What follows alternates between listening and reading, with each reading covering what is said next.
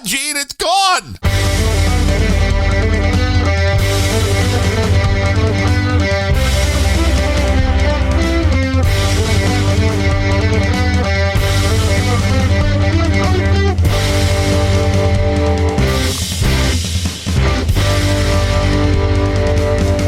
Snaking our way through the daily topics. This is episode number 24 of Unrelenting.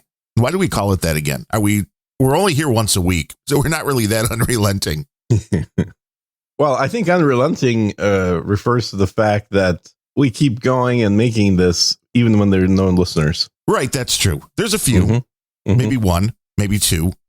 I mean, it's not exactly. I was going to say the Jon Stewart show. I know my other co-host listens. Yes, well, and we did get a couple of donations, and we'll just say right up front, one of them was from a friend of the dude named Ben. So I'm wondering if he just sent it to the wrong show, which is fine. It could be. which is fine. That's how we're doing it here. Uh-huh. Send it to the wrong show. Well, actually, it wouldn't be to the wrong show because on that show, we've actually just announced that we're not going to waste time doing donation segments. Right. Well, you said that on the last show here, too, and that encouraged people to send. So I don't know. It's an interesting concept. Fuckers just don't listen, do they? Either way, we're just doing the show for fun, and we hope you get some fun out of it as well. Is there anything else I would rather be doing Friday morning? Probably a few things. Supermodels may be involved, good food, booze. I mean, you could just... I'm not drinking this year. What do you mean booze? Oh, you did decide to go the full year, the full Gene. Well, yeah, I mean, I'm halfway through the year. Might as well go the whole year. It's about a third of the way through the year. Well, it's close enough. Or are you on some kind of Russian calendar that we don't know about? Yes, I'm on the Gregorian calendar. Oh, well, that makes perfect sense then. Uh-huh. I am Darren O'Neill. He is Sir Gene. You may have heard of him on Sir Gene Speaks. Or not. Even less people over there. I was going to compare us to, I was going to say, we're not the Jon Stewart show, but we may be. I mean, we are closing in on Jon Stewart. Well, I definitely was getting Jon Stewart numbers back when I was doing my show every other day. Well, you told me that is your belief that the secret is daily content, and you may be correct. And it's not even my belief. It's literally what they tell you on Twitch. Daily content. Get out there every day. That's what Jeff Bezos says. Well, yeah. It's a daily thing. People want more. Is it because there is a lack of a concentration with the younger generation that it is? Well, I know Netflix really made big headways when they started releasing shows the whole season at the same time, and people could binge watch. And now that they've stopped doing that, everybody's quitting Netflix. Which was always a weird way to do things for me, not because people were going to sit down and binge them, but if you're going to charge somebody for a subscription service and you give them everything they want at one point, rather than trickling it out over the year, say, then why would they stick around the whole year? I've been doing this and I don't know if I'm going to go along and subscribe and pay money, but there's a music service out there called Nugs that has a bunch of live stuff from Jack White, and they're doing, it seems, the latest tour dates. I'll see how quickly he did one last night, but all the other tour dates are already up there. Who's this guy? Jack White from the White Stripes. You may have heard of him. Nope. Owner of Third Man Records in definitely never heard of him. Nashville, Detroit, Is he related to Jack Black? No, well, very close. They've actually did a song together because guitarist. Because I mean, that's why they had to do a track together. Jack Black and Jack White. I think they kind of white track. They equal each other out, though. I mean, so is that just Jack Gray then would come out of that? What you know? What Jack shit at that point? That has to be that should be the album title for them. What do you think of Jack Black? I think he's a funny guy, and I think his music is better than anybody would have given credit for. I like guys that combine comedy and music. Yeah. And what do you think of his partner? His partner? Which partner? His music partner? What other kind is there? In this world, there's a lot. Yeah, that's a misuse of the word partner, and it should be stopped immediately. Probably. I mean, have seen a few Your different person tracks. you have sex with is not your partner, people. The Tenacious D stuff, the other guy, I don't even know his name, but he seems talented as well. They seem to be having fun. Kyle. His name is Kyle. Kyle. They killed Kyle. Yeah. That was Kenny. No, that would sorry. be Kenny. Yeah. You bastards. I think that, first of all, he's older than Jack. He's like our age. And Jack is like 10 years younger, I think. But maybe 5. But those guys are in really bad shape, but they still perform live. Like Genesis. Yeah, exactly.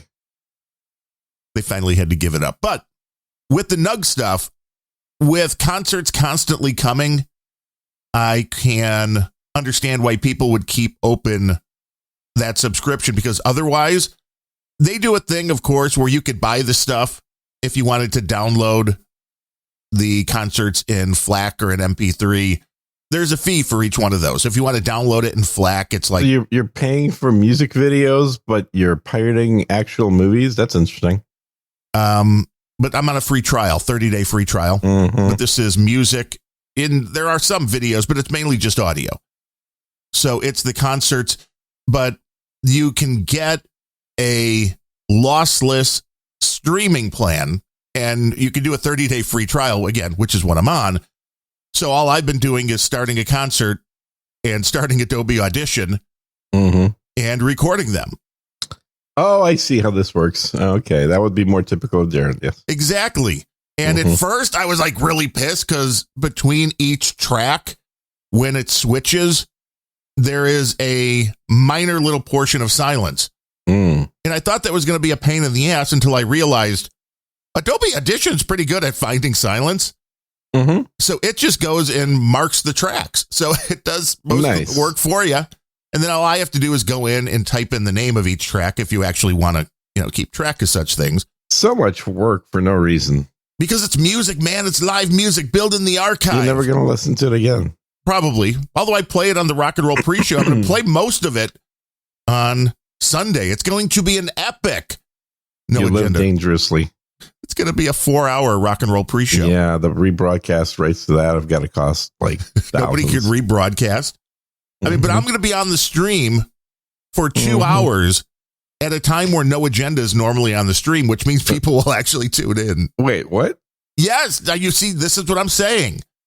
Adam is in New York. Well, at least he's supposedly traveling today, going to New York. So they pushed No Agenda from 11 a.m. Central to 1 p.m. Central on Sunday. Which means between 11 and 1, when people are normally tuning in thinking, hey, I'm going to hear some No Agenda, they're going to hear me. You bastard. We should be on. Bring in Sergine. Be like, we're going to give you a podcast instead of music. You want to piss people off at that point? Like, we don't want to hear about. No, we don't want this. Be like, we have taken over the No Agenda stream. That's right. We have booted Adam and John. They can't get us. Oh, that would generate some fun mails and things. I hear you're already getting death threats on No Agenda Social. Is that true? I am. It's like that would not help. Now he's taking over the stream. I don't know. I mean, you have the snake and you have weapons. I mean, I think if somebody actually tries to Tim Pool you, that I can't believe he's up to 8 times being swatted now. This is an issue. I'm sure the cops show up, with their own donut and coffee in hand just to say hi to him at this point. Yeah, like we have to. They're assuming that it's fake. Until the one time that it's not. Yeah, well, that's the real danger in all of this is, and Tim's talked about it, is that that it eventually gets to the point where any actual phone calls will just be treated as though it's probably fake. Now, they could give the people like Tim and the people that work for Tim a keyword or something. So when you call, that would help know that it is legit. But beyond that, there's not much you can do. Or they could just check the caller ID. That would be another good thing. Well, you can spoof that still, which is surprising. You can, but they've actually traced the person doing this to somebody in California. Oh, well, that's nice. Yeah.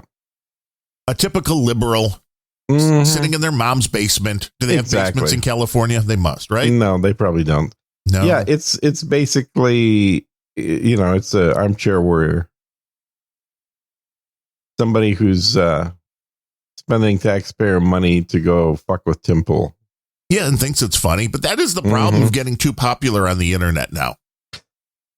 Because of this concept. I'm not too worried about the Tim Pool guys. I think literally everybody in that house is now armed 24/7. I think you have to be. The odds are pretty good. If somebody would show up for real, they just get shot right away. Right. Well, that's the beautiful thing of being able to have cameras and have a perimeter where you know if somebody's coming in. That's the other thing. Is the whole place is wired with cameras. They've just crossed over 20,000 live views on the chicken house. On the coop, nice. Yeah, so there's not 20,000 subscribers, 20,000 concurrent people watching. Now, this is people that are obviously enjoying a little bit of a substance or something. I don't know, man. I occasionally will throw it on in the background while I'm doing something, and it's kind of meditating to watch the chickens walking around. It's your relaxation thing. It's my virtual chicken coop, because I would love to have one in real life. That would solve so many snake feeding problems. I mean, you could turn into hot women doing yoga, but you're tuning into chickens running around. Yeah, I could do that during work too. It's true. You can tube in it, no problem.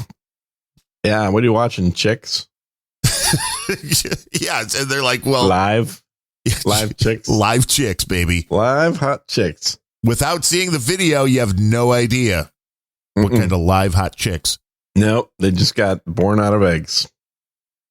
But I can understand, getting back to the Netflix thing.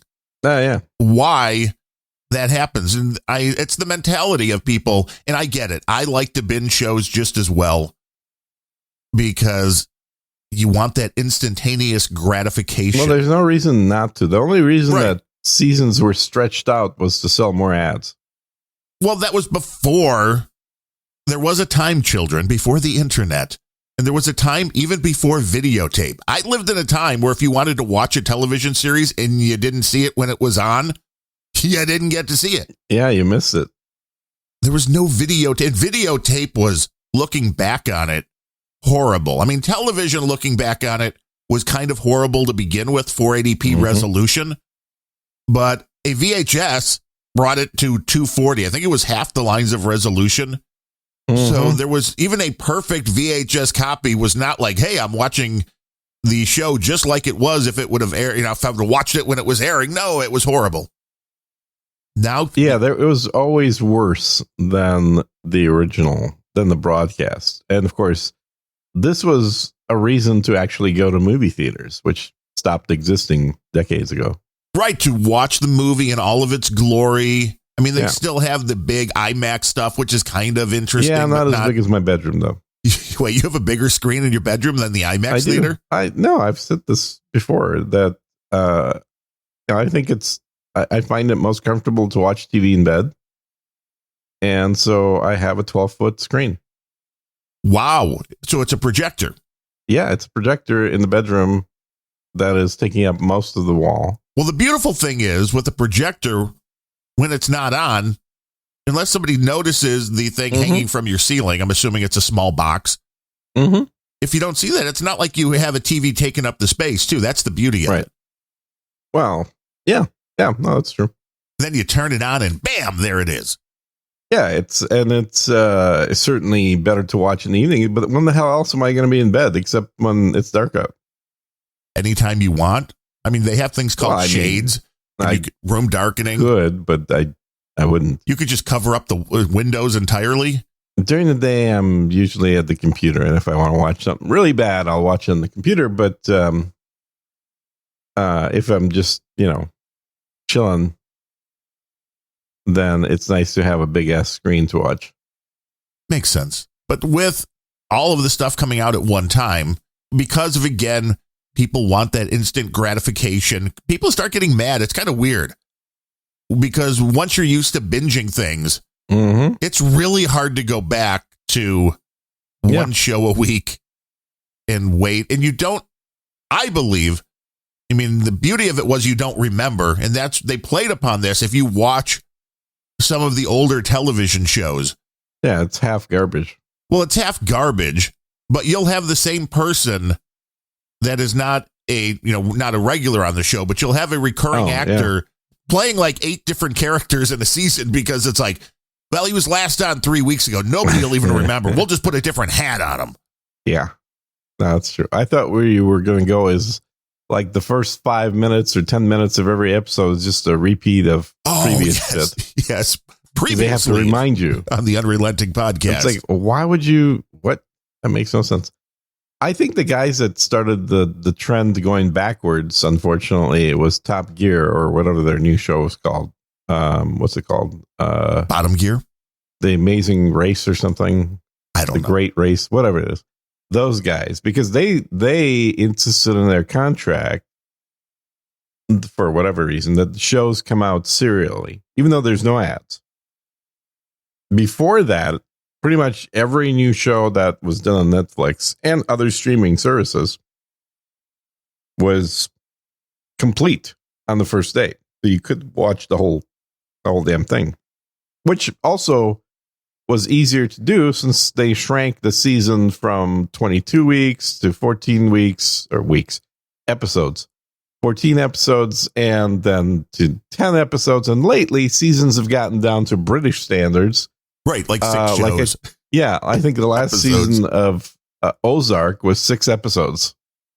A lot of those are like that. And it is and Game of Thrones even was like 6 or so on the last season, right? The Grand Tour was the name of that. Tour, that's the one, yeah. According to Billy Bones, a Walk Through the Mind podcast. Yeah, and I like those guys, but I watched an interview where the producer for that show talked about how that was a deal breaker for them is to do a full, like, release all the episodes at once. They wanted it just like they did it in BBC, which I think is stupid as fuck because I watched the BBC stuff by binge watching it because I wasn't watching live. Well, if you're constantly trickling stuff out, you will keep people. No, you won't. You lose them because you're like, fuck them. I'm not going to watch that shit. I guess it depends on the mentality. Yeah, I guess. Because it's the same thing with the podcast I've talked about, Tell 'em Steve Dave, who they've got a Patreon. And they have a couple of different tiers, one for just the extra audio and one where they do video programming strictly for Patreon. But none of it is time sensitive. So the reality is you could sign up once a year, download all the videos.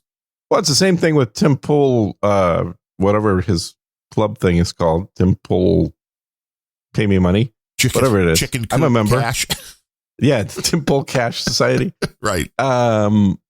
It's same thing. Like every past episode is on there, and then all the new guests coming through record a segment. So it's a growing library that, in theory, I don't have to sub to, especially since I don't actually watch videos from there. But in theory, you can just sub once a year for 1 month or whatever their and then have all the previous episodes. Yeah. Well, that's how. I mean, I do appreciate the Nugs music site not allowing you to download, so you can only get the stuff real time, which is really inconvenient compared to what you could normally download. It's like I have to put the concert on, then come back 90 minutes later and stop it and start the next one and then cut the tracks up. But it's still way better than taking the, I think they had like hundreds of some artists. There was a couple of like the jam bands that there was well over 1,000 shows. And it's just like, wow, that's a lot. Somebody actually listened to music like that? That just seems weird. Listening to which way? Through an app? Oh, a lot of people are listening through an app. This you can play it. I was happy that you could go through a browser too, because I thought maybe it was going to be only an app, and that would have been even a bigger pain in the ass. But this is where the Motu again saved my ass, because all I did was took 2 output channels from a browser and ported them into Audition, much like I'm doing right now to record your voice. But that means I could also use the computer. I can, if I want to, I can actually play other audio while that's all being recorded. It's happening. Yeah. Which is the beauty of having the ability to route that stuff. But do you not have another computer to do that on? I do. I have like 3 other main computers that could do it at least. Because there's one that the wife really never uses, which was my old one, and that's sitting literally within arm's reach here. There's 2 desks side by side. Then I have a modern XPS, the Dell 15 laptop, which is like 2 years old, so that could do it.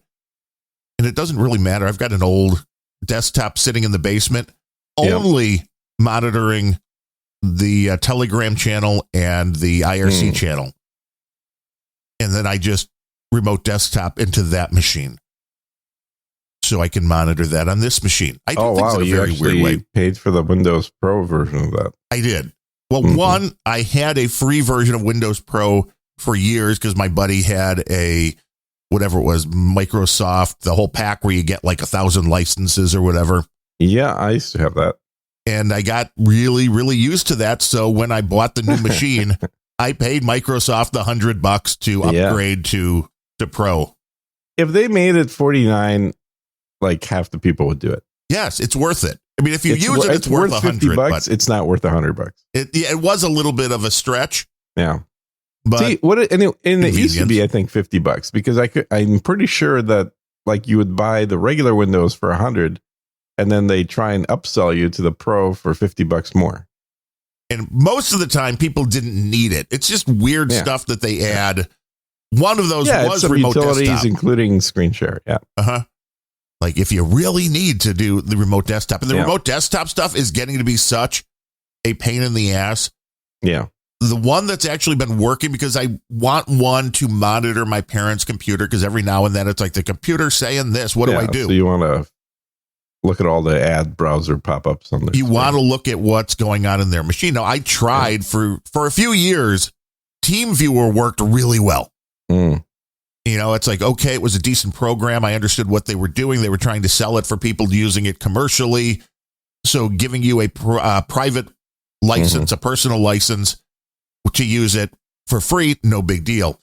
But then they start Tech News brought to you by TeamViewer. Yeah, it was horrible now because you would be locking me out after using it for like 5 seconds. And it's like, oh, you're using it commercially. And it's like, fuck you. No, I'm not. And I went through the thing to unlock it and that still didn't work. So I just uninstalled TeamViewer and we've been using the Chrome remote desktop, whatever it's called, in the Chrome browser. And that actually works. I was surprised, but it's just another way for Google to monitor everything you're doing. Exactly. They like that. Oh, let's see what you got on your computer now. It's a beautiful thing. You know, I've actually used the screen streaming portion of Steam, the game platform. So Steam has, and it's, if you're not a PC gamer, and you have to be if you've never heard of Steam, because everybody on PC has heard of Steam. Steam is the de facto catalog for video games on PCs. There's a couple others, but Steam is the big gorilla. They've been around the longest. They have the biggest catalog. And so I just buy all my games through them. And then their software takes care of installing the game and then keeping it up to date, blah, blah, blah. But a feature they added a couple of years ago was the ability to sit on your home theater 12-foot screen and play video games. And that was made for you. Yeah. I actually never do that. Oh, come on. I really don't. I have the games I play generally require joysticks. Hey, now. So you're laying in bed playing with your joystick with the screen just filling the wall. Yeah, exactly. So this functionality, which is free and included, essentially is streaming the audio and video from the video game to a controller, receiver thing, whatever, that's plugged into the TV. And you can also do it with any web browser, or I guess it's Is it a web browser or is it software? I can't remember if you have to. Maybe you have to have Steam installed on a different computer. But what's cool is it will work cross-platform. So, like my gaming PC, which has all the expensive hardware in it, the video card and the CPU and 64 gigs of RAM, all that stuff, is running the actual game. But I can open up my MacBook Pro or any, Apple computer for that matter, or even Linux computer if you want.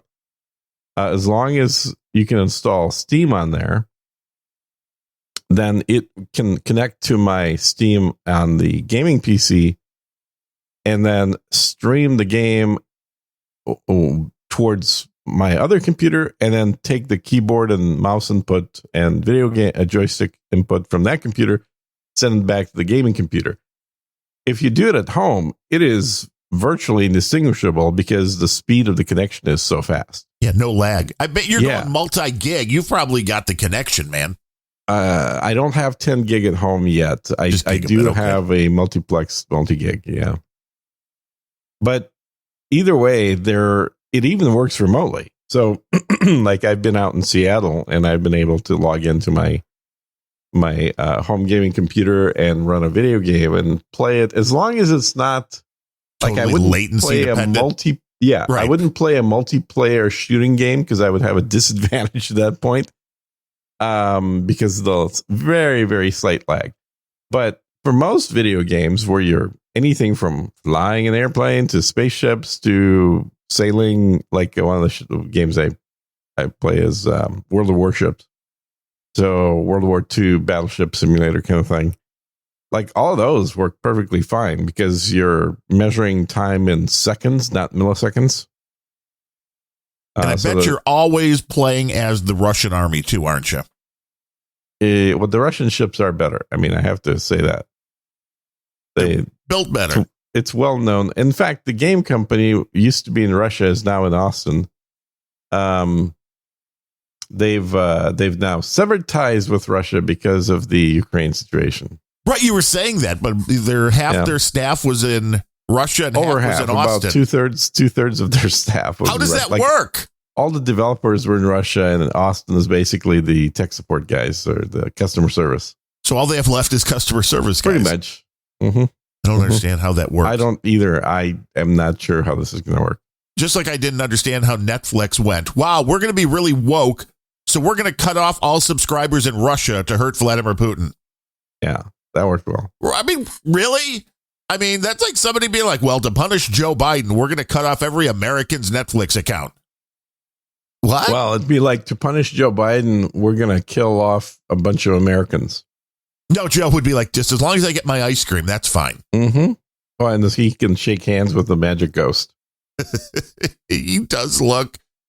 The guy is so senile that he makes most people's grandparents look totally normal. Yes. If he was not the leader of the free world, I would feel bad for Joe Biden right now.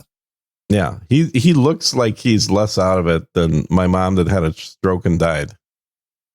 It's sad, but it's absolutely true. He is greatly diminished. Yeah. And it seems like it hit really hard. So I'm wondering what they were. If he was doing any other job other than a politician, he couldn't do it. He couldn't show up to the work site, put on a hard hat and spread concrete around. No. It just is not. It's not a good look. But I didn't understand the whole. Yeah. But it does fit the decline of America and the crash of the U.S. economy quite well. Which is what a lot of people want.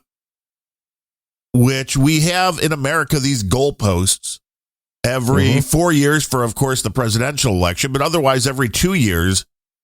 And we're coming up to another election day. And I don't know. I would like to say that reading the tea leaves, reading the room, that the Republicans, who aren't, just to be honest, not all that much better than the Democrats, but they are a little better. But I can't even call a Republican wave like, oh, for sure. There's no way. Nope. It's like you can't. Nope. because the insanity just keeps doubling down. There's a handful of people with an R behind their names that are actually decent. And there's a handful. The vast majority of Republicans completely suck ass. They're just as bad as Democrats. Yeah, same thing on both sides. There's a few Democrats that aren't totally nuts. Well, I guess if you throw in Tulsi in there, then yes. Yeah, she is the only. I think she can win. She still has a D, but she is so not a Democrat at this point. No, she says things that like, believe in God. Wait, what? No. Believe in the climate, Tulsi. Mm-hmm. You don't want to go down that wrong path. They might cut off your Netflix subscription. The other thing, I had no idea. I saw an article last night that one of these small little towns here in the Chicago suburbs was adding on a streaming tax to their town. And I didn't even realize this was... Wow. I know. Because they're not getting the royalties from the cable companies anymore. That makes sense. Exactly. And that's what they said. Mm-hmm. But it's kind of a... like, how do you even... Well, I guess the UK's been doing that forever with the BBC tax. Well, they've been right. But that's everybody in the country. Mm-hmm. Not like, well, this one little town here, we're going to add on. It's like, how does... I mean, I understand if your credit card brings you to the city that you live in, which most people do, that would be your mailing address. Mm-hmm. But otherwise, with a streaming service, how does Hulu, who was down last night too, which was interesting. How does Netflix, Hulu, whoever, Apple Plus, how do they know to get the money to your little, 500 person town that wants to put on a streaming tax? Yeah. Well, first of all, that's a bullshit thing. Shouldn't be allowed. But I agree. But it isn't that complicated because all these companies subscribe to services whose only mission and the reason they exist and make money is by aggregating a shit ton of different laws that exist in different municipalities and ensure that those tax dollars are split accordingly. So most small businesses and even large businesses aren't calculating their own taxes. They're using a service that calculates sales tax. So when you go through a transaction, there's usually a third party that does a API call in the background that provides the correct taxes for your locality. Like, for instance, when I buy certain things like virtual spaceships, you have more than most. I'll give you that. I have a couple. That it shows on the transaction state tax, which I think Texas is 6% sales tax or 7%, 6 or 7, I can't remember. But then the city of Austin, being part of California, adds another 3% on top of that. And it's because it's your mailing address. It has to be. Mm-hmm. Mm-hmm. So it'll come down to is if you have a little town. I believe it's your shipping address is what they look at. They don't care where your credit card address is. They care about where is it shipped to. And in case of virtual shit that's not shipped, then I guess it would be your credit card. You're right. Yeah. So you may just want to get a different mailing address for your credit card if you're in a town that charges you extra where other ones don't. That's actually not a bad freaking idea. I don't know if most credit cards will allow you to have a non-living address on them, but that's not a bad idea. If you can get a P.O. box that's in the middle of nowhere that doesn't have their own tax, and then have changed the address on one of your credit cards, and then just use that credit card for any service that doesn't physically have to ship anything to you. Right. And well, that's a hell of an idea. I think you just made us some money. Getting around the system, you see. And the beauty is you are mystery legal. I know that. I'm about finding the loopholes. Yeah, exactly. Just like at the post office when my buddy Harry Hamster wanted to send me a couple of these little walkie-talkie shortwave radio kind of things, ham radio kind of things. It was the Chinese company. Oh, he's your buddy now. Okay. I mean, I've always liked Harry Hamster. I never banned him. I see. And he's like, well, I want to send you these. So I gave him my P.O. box address. And he's like, well, no, the Chinese people don't like P.O. box addresses. Yeah. But most post offices in the United States will allow you to put the actual address of the post office. And then instead of P.O. box 123, you just put suite 123. Right. And it gets to you. So there's another hack for you. If you didn't realize that, if you got a P.O. box and everybody's like, we need a street address. Screw them. Yeah, screw them is right. Yeah, your post office box is a street address. It is. Mm-hmm. But it's beautiful. True. You want to get around any little bit you can. Those. I just try not to get any mail anymore. Well, you're just off the grid. Yeah, I'm totally off the grid, except for Amazon. Well, of course. But that's not real mail. That's Amazon deliveries. That's how many times a day do you see an Amazon truck driving up? At least twice a day, huh? Mm-hmm. It is now that... I usually get a delivery every day. Now that the worst of the weird COVID stuff seems to be over, because for a while, especially around the holidays, Amazon, which was normally, we guarantee you in a day or two, it was like, yeah, like we'll be there in like 6 weeks, okay? Yeah, right. Is that cool? And, well, it's not quite back to normal. It's getting there, though. I ordered a reading lamp for my dad a few weeks ago that he put in the bedroom, and he liked it so much. He's like, well, I want one for downstairs by the chair that he reads in. Yeah. And I ordered it on Amazon. It was there within like 3 hours. It was like, damn. Like, that's quick. 3 hours? That's pretty good. I did a quick delivery. I needed some batteries, and they got that to me in about an hour. You needed a quick delivery for some batteries. Was this for a sexual aid or? No, I just forgot to get batteries. And who still buys batteries that aren't rechargeable? Me. What size? Lithium.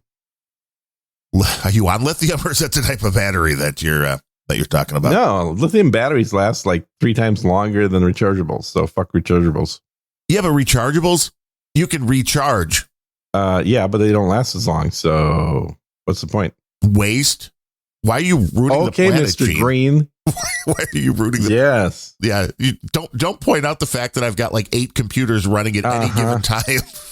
Yeah, Mr. 20 kilowatt per hour. Oh, dude, we talked about that before. Every month, ComEd sends us the paper, which I find ironic, that they will print this on a sheet of paper and mail it, because that's good for the environment, and that's good for however much money they're spending. That's on you, buddy. You can opt out of the paper and just get it online. That's what I do. Why would I want to do that? I don't want it in the first place. I don't want any of it. Every month. Here's how much power you're using. Here's how much your efficient neighbors are using. I get that every week. We're in Austin. Like, let us tell you tips on how you can save electricity. I'm like, if I wanted those tips. Turn off your lights, damn it. Yes, I would have done it by now. It's about to be summer. It's going to be like 80 degrees here tomorrow. Oh, it's like 88 here. The air conditioning is probably on then, right? I mean, it's a necessity.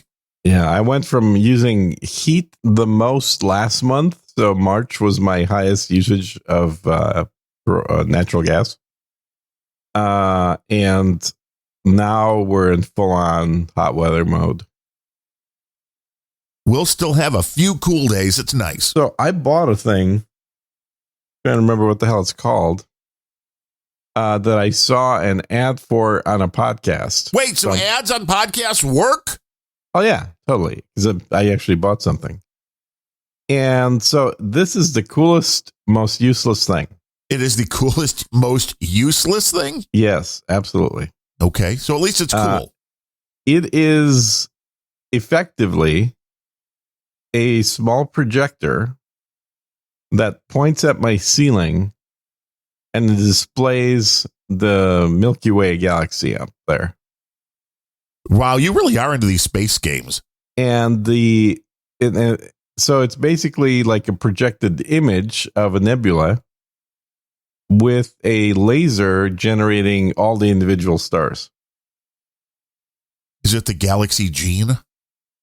No, I can't remember the name, but it's something, I don't know, star map or something. I can't recall. So it's just a little laser projector with one solid image.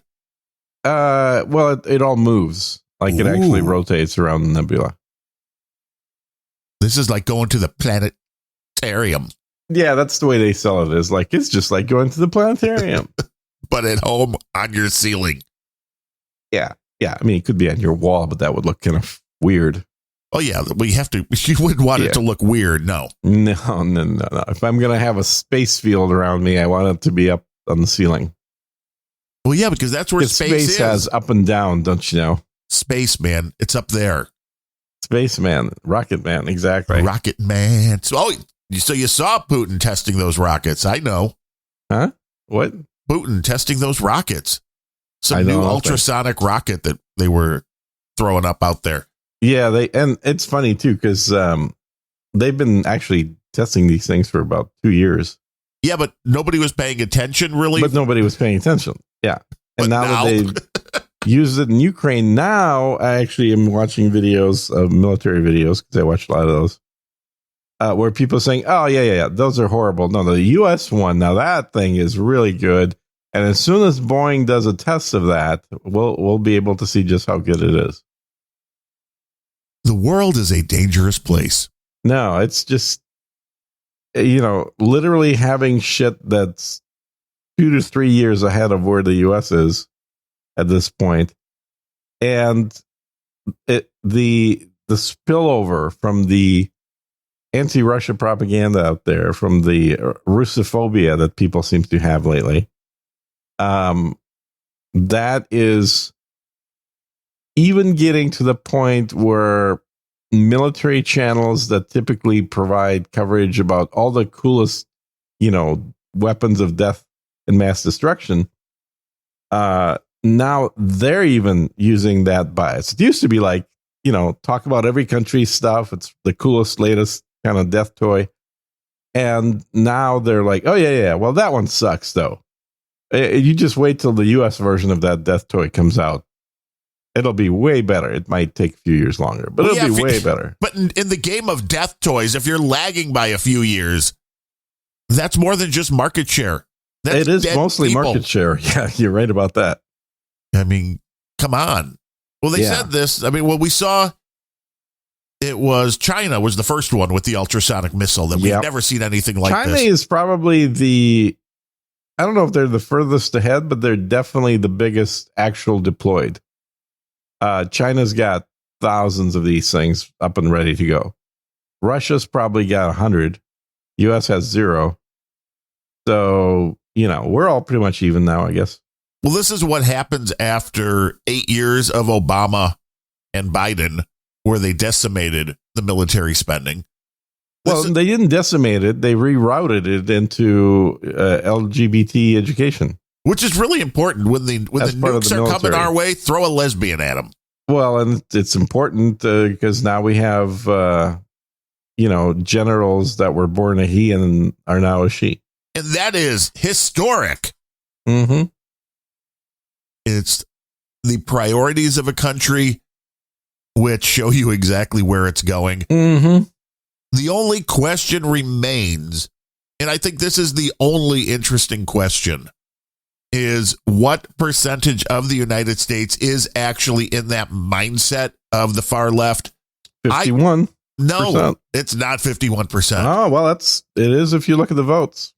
Well, the votes are a lot of stupid people. Well, you understand the 51%. There's a lot of people that will vote Democrat who aren't in on the completely radical stuff. And that's the question. You're saying people are voting for something they don't like? I think they're voting for something that they have no idea what they're voting for. Just like we know everybody voted against Trump. It wasn't for Biden. It was, well, I don't want Trump, so let's see what this guy could do. Because how bad can he be? Every episode of every show I do, every country has the government they deserve. This is true. But when people start waking up, if they will, I don't believe that over 50% of the United States is in a radical left mindset. I believe there's a lot of people who consider themselves to be Democrats because they have always thought of themselves as Democrats, whose parents were Democrats, who told them they should be Democrats, and really don't understand what that means because people are tied to their phones. They have no idea what's going on in the world. People that drive Chevys. Right, perhaps. You never know. Or Fords or Teslas. Doesn't really matter. No. Fords, those are voting Republican. Is this a tried and true method we know by? Oh, yeah. Yeah, no, that's totally the case. And in fact, there was a TV show called The Ranch that used that meme quite well. Yeah. back when Netflix did shows other than pedophilia, which is pretty much the pedophile channel at this point. But that's when you decided to tune out? Yeah, I tuned out 2 years ago, I think now. Maybe a year and a half, something like that. But it was a while ago. So I can't even cancel Netflix along with everybody else now because I did that before everybody else. You can't virtue signal. I know, it sucks. I really want to virtue signal by telling Netflix to fuck off a second time. Maybe I'll sign up again and then cancel again. Sign up and be like, I'm going to, yeah, that works. I mean, we love it on my podcast when people send money to tell me I suck. I mean, that is the best way to tell me I suck, is to include a check. That is a good way of telling you suck. At least I'll acknowledge it at that point. But I do I believe wonder if all the people that sent money to No Agenda realized that they were all telling him they suck. Well, I don't know. They would still take the money. Would they? I think so. Yeah. It's a beautiful thing, the value for value model. It is a thing. It's like the country we've got going now. I think most people are just totally out of what's going on. They really don't pay any attention. And I think when things get bad enough is when more people start paying a little bit of attention, or even if they don't understand. I think what percentage would you say of just your normal tried and true Democrats that are looking at their paycheck right now? They're looking at their grocery bill. They're looking at what they're paying on gasoline.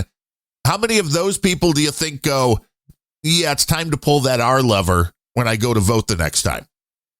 Very few. Really? You don't think that enough people are like, this is an obvious thing what happened here? Because even if you're not paying, it's almost better if you're not paying attention to the news. It's Trump's fault. It's Second of all, it's Putin's price. It's the Putin price hike. It's Trump and Putin colluded to fuck over American gasoline pricing and create inflation. Everybody knows this. If that's the case, then we're going to get no Republican wave and we're all screwed. And I've been saying that for a year and a half. Did you see the fake ad, the teaser that they put out for the Trump interview with Piers Morgan? No. The whole thing, and it was headline news briefly on all the usual sites. Trump got owned by Piers Morgan. He got pissed. He stood up. He walked out. He canceled the interview. Oh, wow. And Trump and his people not being new to this kind of stuff, I guess we're running their own recorders and provided the information, provided the recordings to like NBC was one. I was surprised. NBC's like, yeah, it appears Piers Morgan's full of shit. And Trump saying Trump walked out. We were provided the audio, and there was clearly at the end of it, Trump and Piers Morgan thanking each other, saying it was a great interview, all of this. So the whole teaser and the whole ad that, he was mad and got up and walked out pissed, he stormed off, lies, which is why nobody believes the media. Well, first of all, Piers Morgan stormed off his own show 6 months ago, and I thought that got him fired. So how is he back on TV? He's back. I mean, I think they're giving him a second chance, but maybe, I don't know why you would. If this would be his 14th chance, I think. Maybe. It's the American way. You say you're sorry, you get to come back. You do it again. Yeah, he's in the UK, though, not the US. Well, he has done for United States companies. It's not like he's on the BBC. Wait, so is this the Trump paid for interview by? Did Trump hire Piers Morgan to interview him?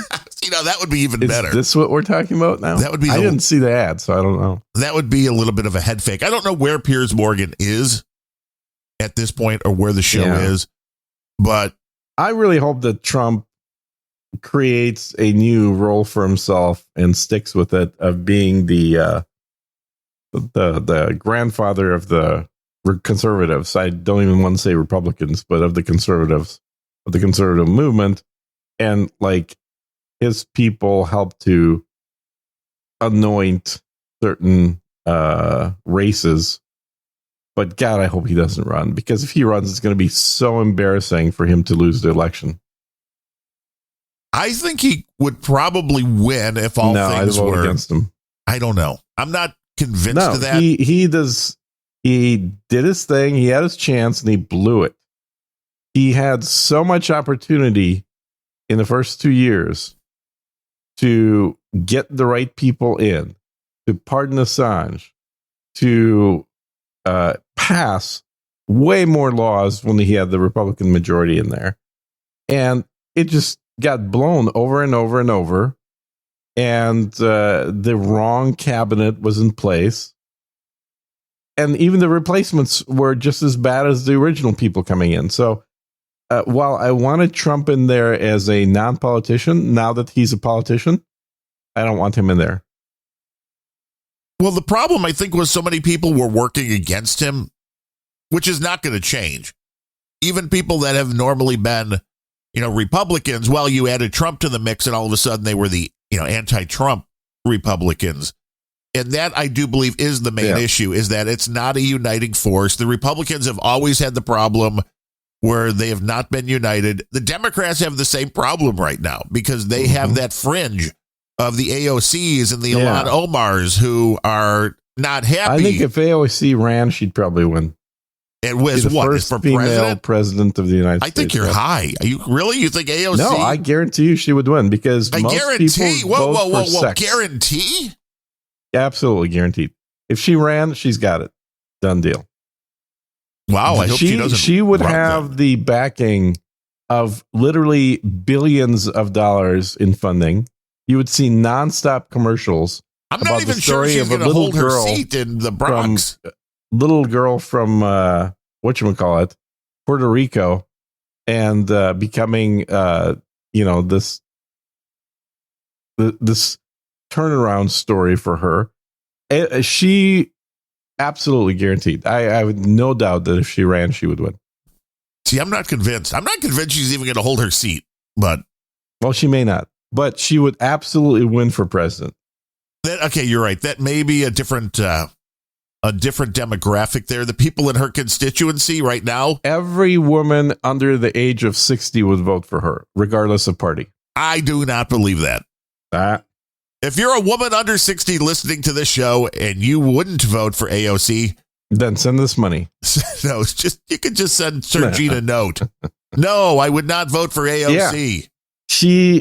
She would be the prototypical either representative of her generation or the daughter figure or whoever.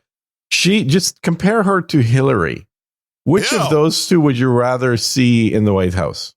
Well, I would rather see AOC. Okay, well, that's what America's all about. It's all about the visuals. And AOC's got them, and 80-year-old grandmas don't got them. I mean, I will say. And compared to other females that are part of the Democratic Party, like the current vice president. The laughing gas woman.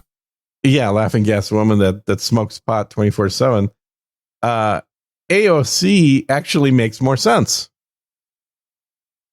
I'm thinking AOC or Biden, and she can't do worse.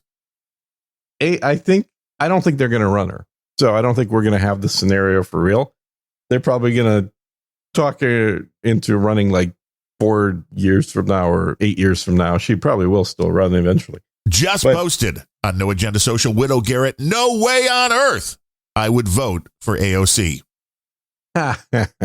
See, we have a female listener live. You got to be kidding me. Yes, you're surprised. One, we have any female listeners. Well, we want proof of you not voting by seeing a donation. I don't think that's how it works. That's totally how it works. AOC for president. I mean, that seems like something you'd. I'm not advocating it. I'm just saying if it happened, I guarantee you she would be in. There would be two major functions here. One is money. She got more money than 80% of the Democrats in donations. And she's from this little tiny district. Well, I mean, everybody across the U.S. likes sending her money. She would have an unlimited war chest, like beyond Trump-sized war chest if she ran. Number two is the machine likes her. The party machine that ensured that Biden wins no matter what, even though Trump had more votes than any other president in past history received votes, no matter what, Biden was always going to have more. The same machine will ensure that AOC always has more votes and will win the election. Well, she is surely the biggest puppet out of any, the most controllable out of any when you know that the strings are being pulled outside, no matter who the president is. There are strings. Absolutely. Absolutely. Yeah. And she is easy enough. I mean, Obama only won because he was black. It wasn't on his record. He didn't have a big record. Ding, ding, and also controlled. And so I think it's the same exact thing with AOC. AOC would win as the first female president. And Barack is speaking out against that evil social media, you know. Which one? All of them. The evil, like Facebook? Yes. Oh. On Breitbart, Obama. Well, in good. A major I agree speech with him. Fuck Facebook. Yesterday, he called for more regulation of social media content. Yeah. You know, all because of disinformation, which is, it is such a It's a very word. Orwellian term, isn't it? Yes, it's such a Orwellian term. It's the key word. Everybody is pointing to disinformation. And this is one thing both sides can agree on, because if you go to the most radical people on the left, they'll tell you, there's disinformation on social media and in the media. You go to the right, they'll tell you there's disinformation. They're not talking about the same stuff. They're talking about exact opposite viewpoints. Yeah, it is really an absurd word, because there is no such thing as disinformation. It literally does not exist. It doesn't, right. It's not, when you say disinformation, what most people hear, or how most people take that as, is to mean it's a lie. Right. But that's not really the way it's being used, because lies you can kind of prove. Disinformation means, assumingly, anything that's kind of pushing you in a direction that they don't want you to be in. Questions the narrative. Right. Because even the things like the mask mandates, there's data coming out now, and there has been all along, to be honest, but the data is continuing to come out that when you look at places that did the mask mandates as opposed to the places that didn't, and then you look at the percentage of people sick, blah, blah, blah, the masks made almost zero difference. They do make zero difference. I talked about this on one of the literally first episodes of Sir Gene Speaks back when COVID just started, because I pulled up research from the University of Minnesota that was done 2 years before COVID that tested a variety of materials, I think about 15 different types of materials, for their efficacy in preventing viral-sized loads. And they did this as a university study. I don't know if it was somebody's PhD paper or if it was something that was done through a grant. But the conclusion they came out to is that a bath towel works better than most masks. Thicker, baby. Thicker, exactly. Harder to breathe through. And the N95 mask was only 93% reduction in the viral load, which still means that over 5%, or at a bare minimum, 5% viral load still goes through. And that's the mask that everybody was touting as the gold standard.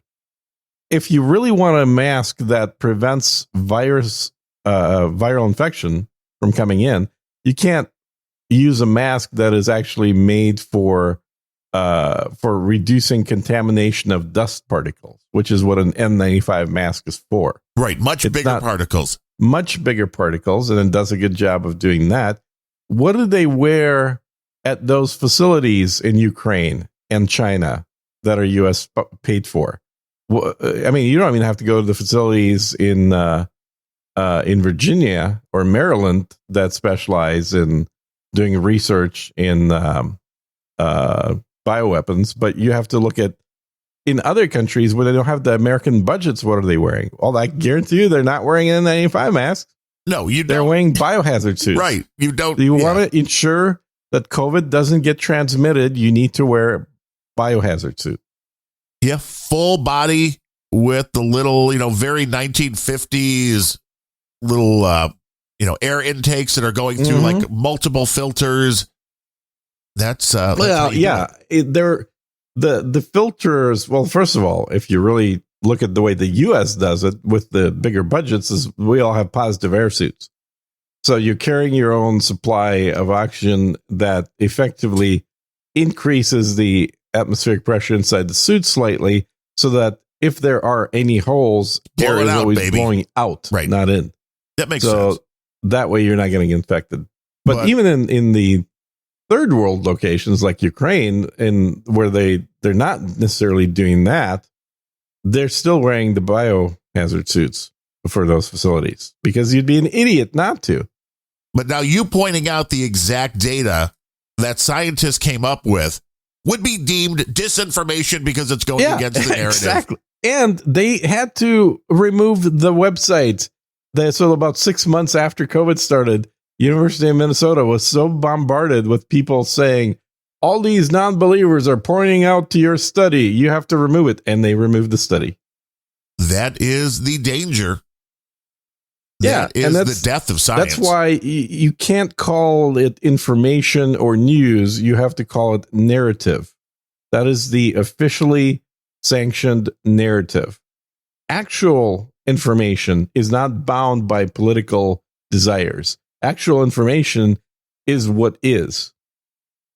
Now, with this disinformation, the Breitbart article says Barack Obama delivered a speech at Stanford University after spending months studying the subject. So Barack Obama, allegedly, spent months studying disinformation. He described himself as, quote, pretty close to a First Amendment absolutist, which I find hilarious, but immediately then clarified and said, the First Amendment is a check on the power of the state. It doesn't apply to private companies like Facebook and Twitter.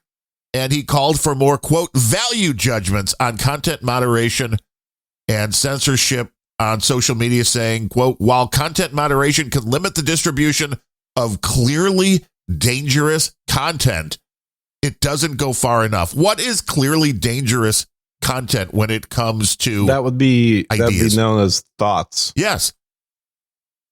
That is what's dangerous. Think for yourself. You should just repeat what you were told.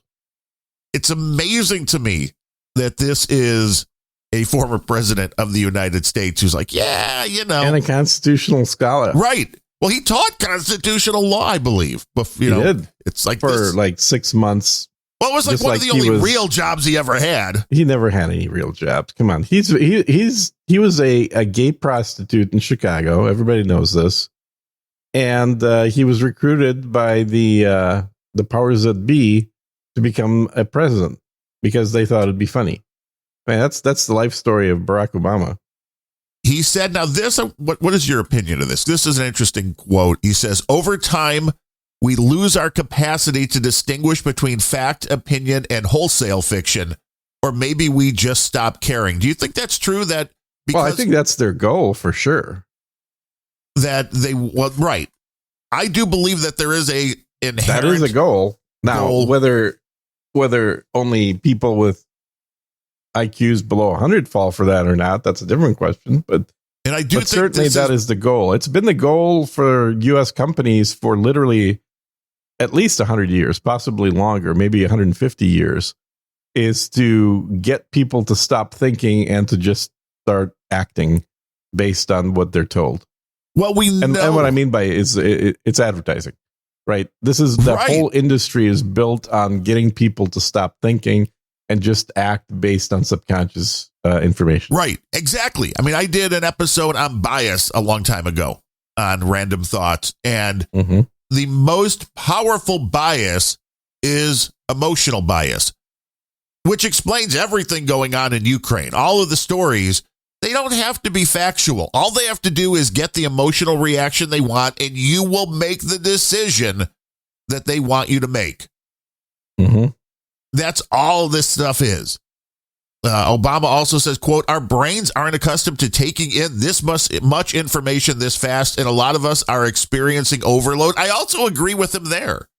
Yeah, no, that's absolutely true. The monkey brain that we have was not designed for this much information. So people that are constantly scrolling their phone all day long, reading, doesn't really matter. I don't think it matters whether you're reading social media or you're reading the Washington Post, or if you're reading Fox News, or if you're reading Breitbart. The people that don't stop all day long just taking in information, I believe that's bad. It's hard to do. It really is. When I started paying attention to the peacekeeping efforts in Ukraine that Russia was doing, and started posting information coming directly from the source, I wanted to do it just because it's so contrary to the narrative that exists here.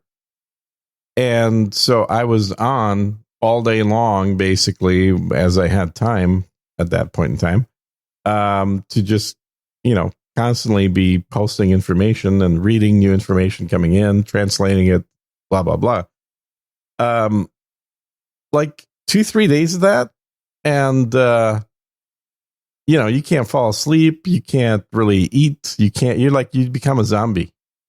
Right. You're like addicted to, I need to know. Am I going to miss something? Too much. It's too much data to process. And I think the fact that I was even translating some of it was probably helping me, because that at least gives me a different task than just reading. Right. But people that are just inputting and without any modification of the data and then rebroadcasting it to their Twitter followers and everything else. Yeah, that's not good. It's not healthy. It's not good. I've greatly cut down on the amount of time that I spend paying attention to what's going on in Ukraine. And maybe like an hour a day at tops at this point. And I was probably doing like 12 hours a day when I started posting it first. Which goes along with another quote here from the former president. Quote, people like Putin and Steve Bannon, for that matter, I like the pairing, understand that it's not necessary for people to believe disinformation in order to weaken democratic institutions. You just have to flood the public square with enough raw sewage, which there's no putting that genie back in the bottle, Mr. President. There is no way, because what you're talking about is the internet. Unlimited. Well, the internet, but also politics. As right. The politics is always going to exist. Well, I guess maybe not. I guess are we going to maybe make it illegal to talk about politics on the internet? You can no longer talk politics on social media, but then they would ruin their own. Well, did we not fire hose. Back in my day, we had sort of a common unspoken rule that you shouldn't talk about religion, politics, or topics of a sexual nature. Yes. Yeah. Now that's like all we talk about. Those three topics were discouraged conversation types because they typically lead to the same thing, which is an emotional response rather than an intellectual response. Well, they weren't good conversations in polite company. The difference with the internet and social media is there is no polite company. Yeah, exactly. That's a good point. This is just putting it out there to the world where people have a lot less. If you're having an argument with somebody that you like, whether it's a family member, a friend, and you're on different sides of a topic, I think you approach that topic, if you really have to have that conversation, you approach it in a different way where you'd actually try to, I don't want to say pussyfoot around, but you're a lot more calm and you try to stay rational and you try to stay non-emotional. Yeah. The internet's just the opposite. When you jump onto social media, it's all about the emotion. Yeah, it's eliciting emotion because emotion gets you those likes, and likes makes you feel good because of the you get the dopamine hit, baby. Yeah, dopamine hit. Exactly. Barack Obama says people are dying because of misinformation. Now, I guess. Do you believe that? People are dying. I agree. In fact, I think there are lots of people that are getting killed right now as a result of misinformation that the U.S. has been providing about Ukraine. Yeah, well, nobody wants to see the issue. It's all. I think Putin was quite accurate when he said, and it's not just him, plenty of others have said that the continued U.S. propaganda about Ukraine and the dumping of billions of dollars into that country has extended the war and thereby the number of Ukrainian deaths to the point where it is now greater than it was at the initial conflict. So the more the U.S., quote unquote, helps Ukraine, the more Ukrainians die. Yeah, well, it's that emotional thing that's going on. And once people are convinced, and I'm seeing this with Bill O'Reilly, who I've talked about that I liked a lot of his coverage over COVID because I thought it was accurate and staying away from all the emotional hysteria. Just the opposite with the Russian stuff. He hates Putin. Putin is He's evil. Of that age. He's of that age, just like a lot of other people that are in their 60s and 70s. They never saw a distinction between the USSR and Russia. They never saw a Russian they liked. Yeah, or a Russian they liked. Now, O'Reilly had on a guy. They're Russophobes. That's all they are. That was former CIA, I believe. Mm-hmm. And they were talking about Putin, and the guy would not agree with O'Reilly, and you could tell it kind of set him off. Because he's like, well, it's just there's no reason he would have gone in except that he's mad, that he's crazy, he's out of control. Do you believe that? And the guy's like, no.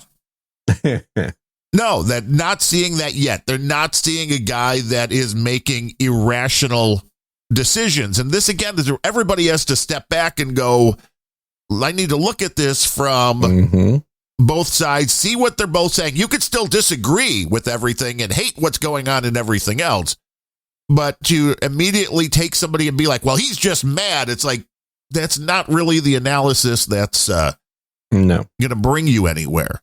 But once you get caught up in that, you are not removing anybody from their point of view. I don't believe. Bernie Goldberg, who's been a journalist for years, won multiple Emmys, he said exactly what we've talked about in the past, which is with media today, people do not tune in for news, which is maybe why so many people didn't seemingly like No Agenda when they started talking about Ukraine, or we've seen it here on a smaller scale because we have less people, because we're saying something that doesn't go along with what they like or what they believe. And Bernie Goldberg says people are going into media now not to learn. They're going to hear that they're right. And if you're turning to media to reinforce that you're right, and the media is saying something that you don't like or believe, then people get a little anxious. They get a little angry. Which is fine. There's nothing wrong with wanting to only listen to content that you agree with. That's why people separate themselves into small groups. That's why different religions exist. Different sects within Christianity even exist, because people like to hang out with others that have their actual beliefs and not slightly different beliefs. See, I prefer hanging out with people I just don't like. Do you remember the Gulliver's Travels? Yes. Big guy. Good guy. Do you remember when he was in the land of the Lilliputians? Yeah. Yeah. Do you remember their major disagreement? He ate all their food? No, I don't remember the... No. Because they were at war with the guys on the other side of the island. And they were essentially identical. And I can't remember what the other guys were called. But they shared an island, and they were constantly in the war with them. And they wanted to use Gulliver as their mass weapon of destruction. Hell yeah. Because he's, gigantic. Right. Yeah. Right. And nobody had nukes at the time. Nobody had nukes, but they had giants. And when he found out eventually that what led to war was a disagreement about which side of the eggshell needs to get cracked on before it is removed from the egg. So this is, I think, a parable of human nature, is that in any group with more than one person, there will be multiple opinions, and the more similar the people are in that group, the less of a difference in opinions it takes to get them to fight with each other. It's certainly not hard. Ukrainians and Russians are the same people. There is no genetic difference whatsoever. The language is literally, I'm sure people would disagree with me and some, but It's essentially an accent difference. But there's really no religious difference, which is probably the main thing. There is a religious difference, actually. Ukrainians are more Catholic than Russian are Orthodox. Okay. Because Poland is Catholic, and Poland owned, invaded, controlled, whatever you want to put it, Western Ukraine for a period of time. Whoa. The Polish guys were into Ukraine. They were the aggressors. Oh, yeah, you knew that. Yeah. This is why Poland right now is the most gung-ho of all European countries to fuck with Russia, is because the history of Poland is literally the history of fighting with Russia in Ukraine. Makes sense. So the more time passes, the more things stay the same. And incidentally, Western Ukraine, I'm sure you've heard of Lviv, the town out there that's being used to resupply Ukrainians with American weapons. That is a Polish city. It was taken from Poland during World War II by Stalin. And I've often made an argument that it should have been returned to Poland. Like, that part of Ukraine should have been rightfully given back to Poland, where the border used to be, which is, I think, about 300 kilometers, inside where it is right now on the western side. Give Poland back to the Polish. Yeah. But that is where the Catholic religious sort of I don't know what you'd call it, that religious mentality comes from, is from Poland, because to the east it was all Orthodox, but to the west there was a lot of Catholicism. But you make a good point, going back to the fact that if the United States, NATO, Europe were not providing Ukraine with assistance, Oh yeah, nobody would be dying right now. No, the thing would be completely over, and it would be essentially some type of compromise. Call it a puppet government if you want, but people wouldn't have had to flee in droves the way that they still are of Ukraine. I think the population's been reduced in half at this point. And who comes out better for this is the question, because I don't think it's the Ukraine people. Oh, Ukrainians are completely fucked. That whole country is just fucked as hell. The Americans are in there and fucking with Russia because Ukraine has been the money laundering capital of the US and probably Europe as well. This is where American politicians could go and swap out bills that provided money for something into actual cash for themselves. A lot of American politicians on both sides of the aisle have gotten rich. It's no wonder we have Pelosi's kid, Biden's kid. Who's that rhino from Utah? Romney? Yeah. Mitt Romney's kid. And then there's one other one that were all working for Ukrainian companies at the same time. A lot of money coming in. How does that happen? It's money laundering. There's nothing magic here. It's super simple. Ukraine, for a little country nobody cared about, there was a lot going on. Well, it's not a little country. It's the biggest country in Europe. I mean, for an American point of view. Yeah, but nobody in America knew what the fuck Ukraine was, other than occasionally seeing some model from Ukraine. Like, oh, everybody knew they had hot women in Ukraine, which is true. That says, don't forget John Kerry's kid. Yeah, Kerry's the other one. There you go. So that's the four. That's the four very well-known politicians whose kids all worked in Ukraine at the same time. And now, that should tell you something. Absolutely right. Just another proxy war. That's what you have going here, and you can't tell me. It was totally. And the fact that if the U.S. wanted to do this right, they could have still done this, not align themselves with actual Nazis, not pretend Nazis, and just, made that environment look like it was spick and span from the outside. How about not bringing in an actor who played the president to be the president? That would have been a good start as well. because it is so obvious when you're not drinking the Kool-Aid that the revolution in Ukraine was nothing but an American takeover of that country and then repurposing of that country as the money laundering bank for U.S. politicians.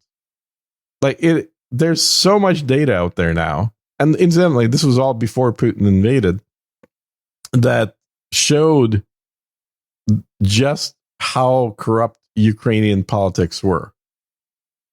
This was not the Polish Revolution that happened with Lech Walesa during the fall of communism. This is a completely different. This is really what happened in Ukraine 8 years ago. Was just a slightly more peaceful version of Iraq.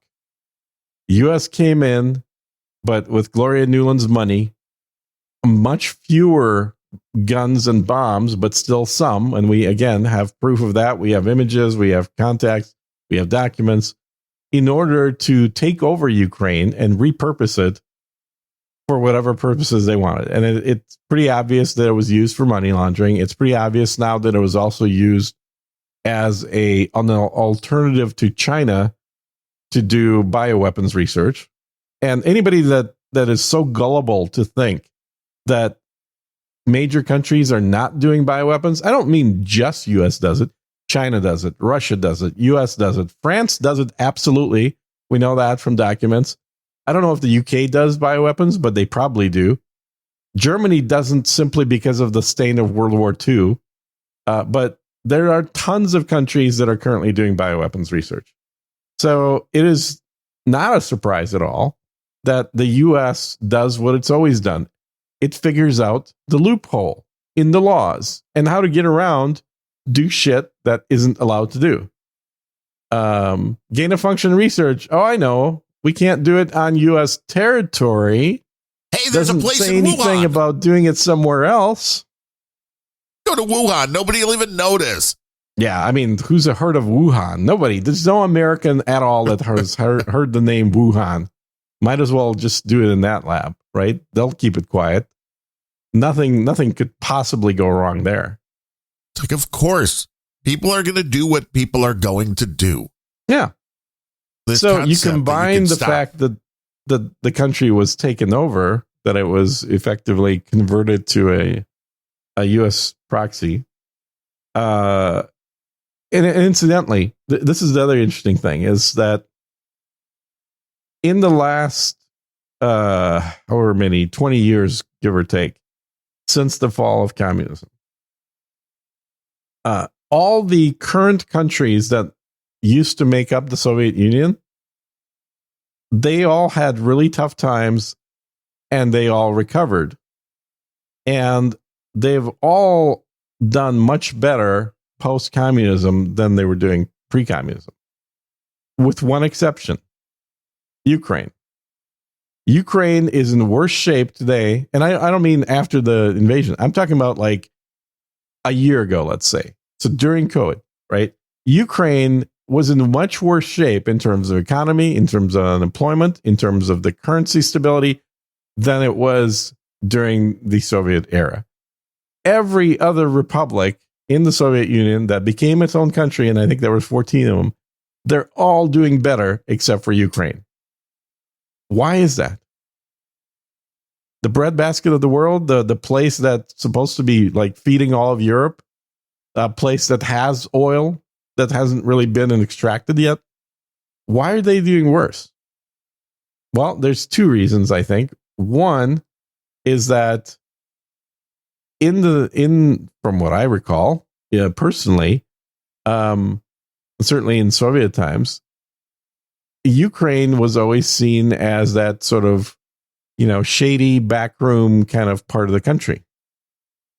It was where if you wanted to do a deal that wasn't quite kosher, that's where you went. Yeah, that was the bad part. It was, the term Ukraine, like I said this before many times, literally means near the border or borderlands. If you want to get into like video game style naming. Which I know you do. Yeah, exactly. But Video that's games and literally life. what it means. And it means the borderlands of Russia, or the near the border of Russia. That's what that territory name means. So calling the country Borderlands, okay, I mean, sure, why not? You could do it, but it was never a country. It was always just a part of a country. It was a territory. And it was a part of the country that was close to other countries. And boy, this is going to sound super racist, of course, but well, I mean, as everything that you say does, in fact, sound. apparently, because I'm white, or Well, no, so they and- say. well, I'm and not you're actually Russian. white, but Well, I mean, yeah, I'm not Belarusian. What are you talking about? Nobody's pure. I mean, if you're pure white, you got a problem. Yeah, well, Belarusian just means white Russian, right? I did. Well, I thought that was a drink. Well, it is a drink, but Belo is just the color of white. Yeah. So Belarusia is just white Russia versus red Russia, which is mother Russia. Oh, Yeah. yeah. Red Russia's way better. Yeah, the red. Next time you're at a bar, see if you can order a red Russian. Russian. That's when they cut your throat or something while they're pouring you the drink. Yeah. Is that how they? I don't know. Anyway, my I'm point Irish. simply being that, much like if you want to get drugs, you go to New Mexico, because that's What? right by the border. That's where they come in. That's where you can get them cheap. Drug tips. This will get us kicked Drug off of tips YouTube. and unrelenting. Exactly. Uh-huh. There's a lot Um, of drugs coming in from over the border, I hear. I hear there are drugs coming in from over the border. So Ukraine was the place that you could do it. And it was the place where you could get weapons. It was a place where you could get all kinds of equipment. It was a place where you can get Western cars and other crap, even during Soviet days. It was a place, and here's the racist part. It was a place that was close to where the gypsies were.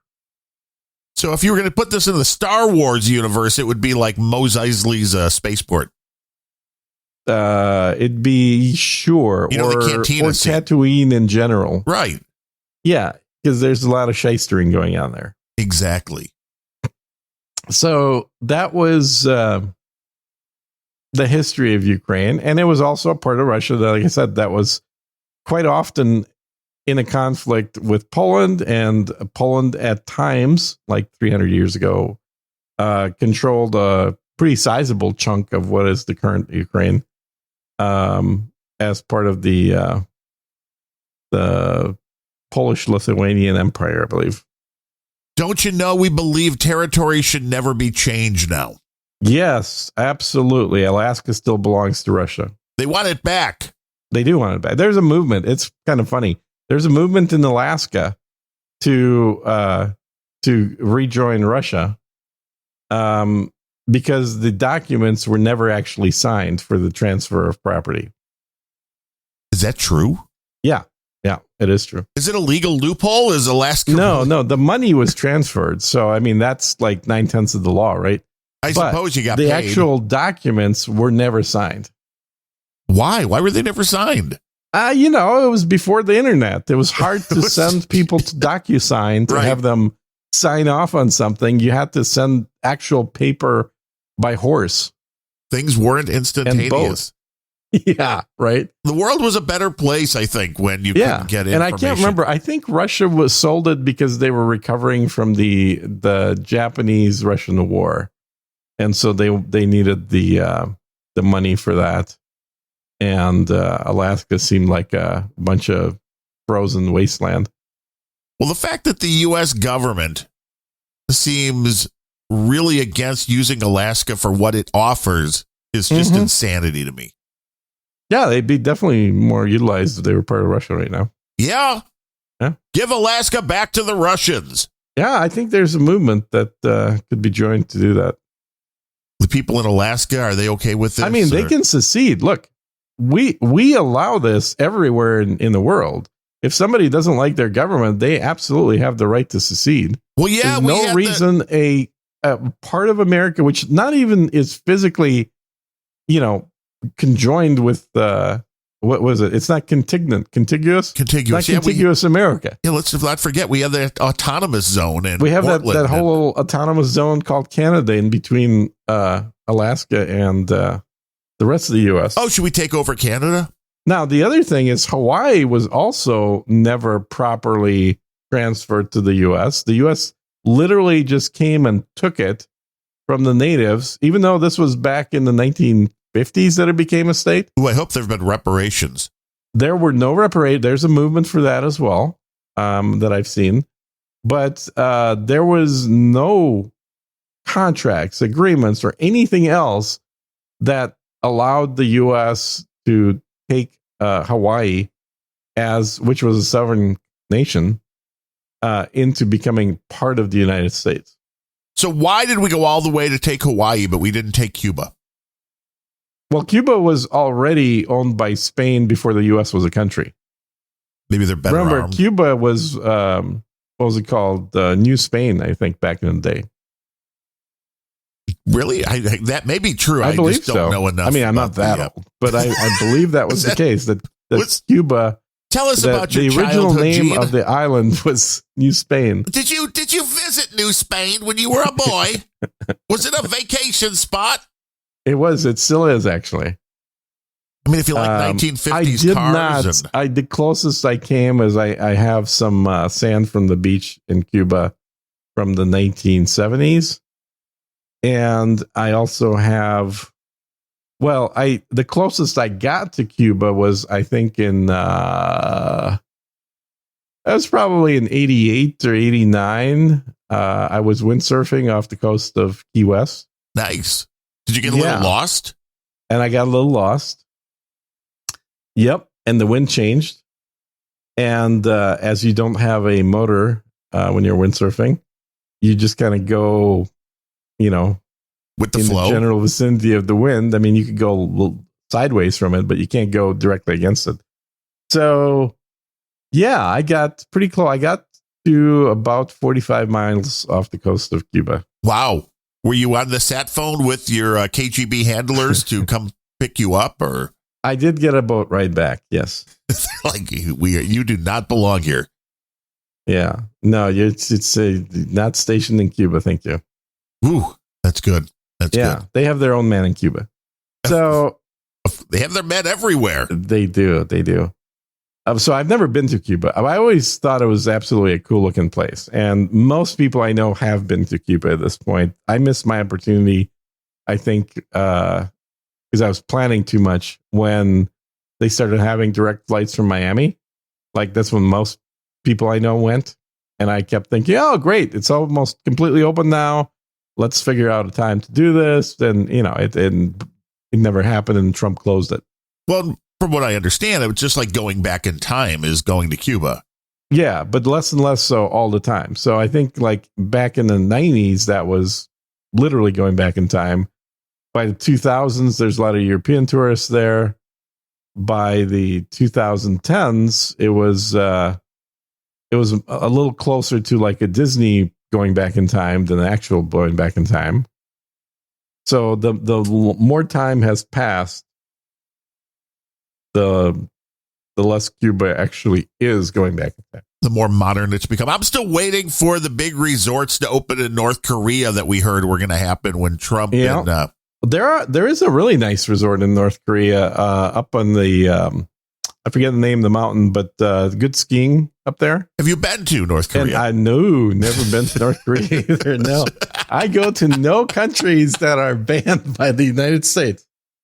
I just wanted to know if people should dislike you for more reasons. Yeah, go after. Do we need to give them more reasons for that? I don't think so. Sure. I don't think so. I just think it's like, hey, by comparison, people love me. So it's just yes, I know that's the main reason you do the show with me is you're like, I want to be more liked. Right. If you want. And I used to have this one host that really made me a lot more liked, but he didn't want to do the show anymore. So I need to find another host that's going to make me a lot more liked. People just keep bailing. I don't know.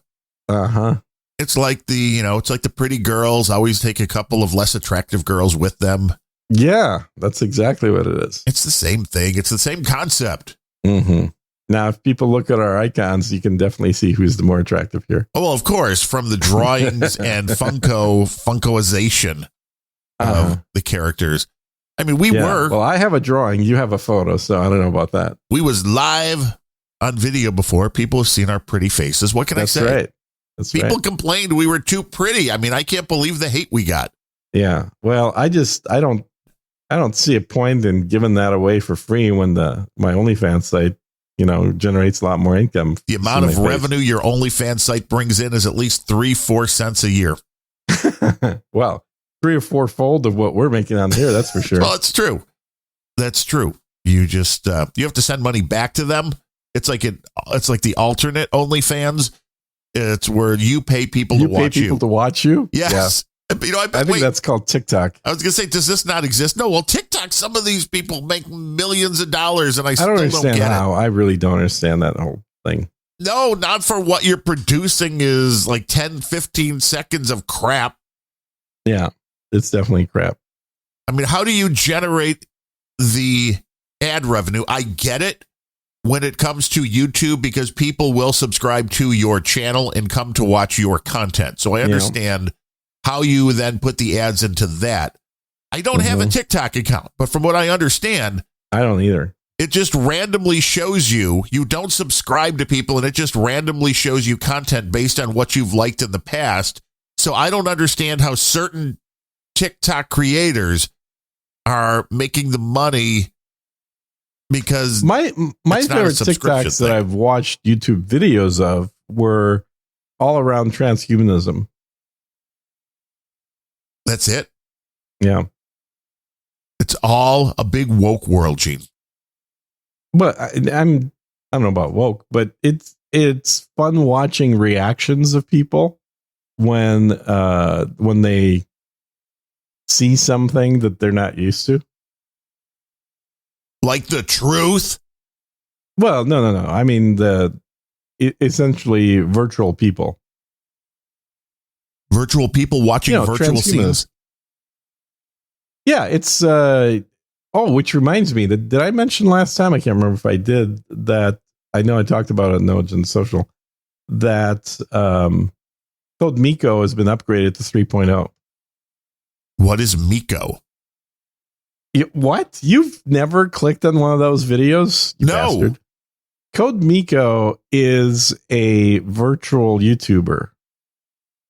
So it is an avatar. It's a 3-dimensional character, basically a real live cartoon character, if you will.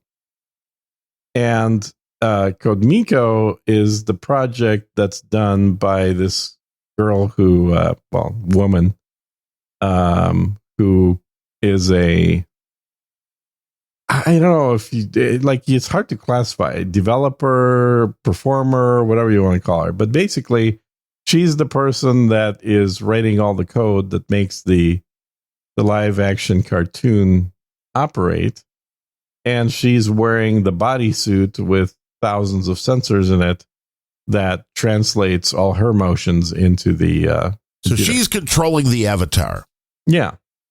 And Code Miko, and she just won one of the Webby Awards or something.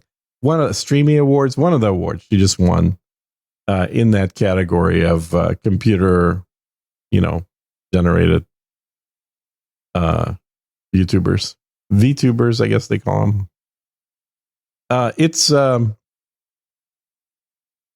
She does a really good job, and she has basically an interview show.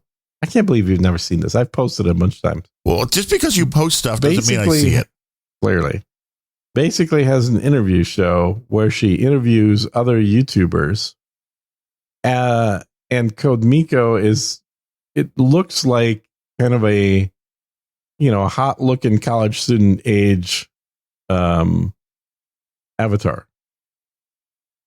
And then she asks them generally fairly uncomfortable questions, which makes it hilarious.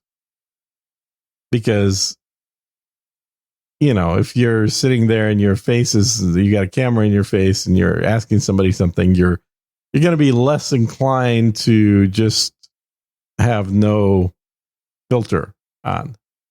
But when you're behind a computer mask, if you will, yes, it hiding makes it behind much- a different identity. much easier to do that. And especially when you've given a personality to this character that is a little bit gullible, a little bit just sort of, say stuff without thinking type. And then you can get away with asking questions that could be seen as like, what the hell did you just ask me here? But here, we are unfiltered. We are unrelenting. Allow me to read from No Agenda Social.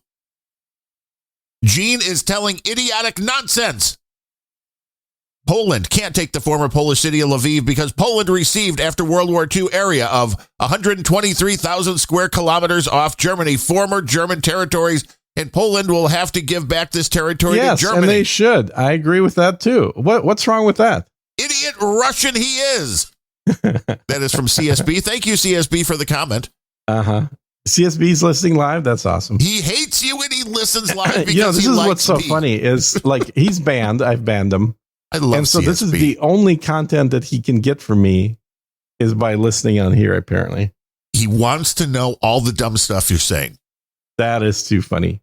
And we appreciate there's him nothing listening. wrong with Poland getting that territory back and giving up territory that it received. That's And when will why the do you- Native people- Americans people get the have United States lived- back? people that lived in Lviv that have families with histories there prior to World War II were all of a sudden in a different country. How is that something that you were for? I don't understand that. This is not a voluntary move. People did not pick up and move to another country. They were in Poland and then they became in Russia.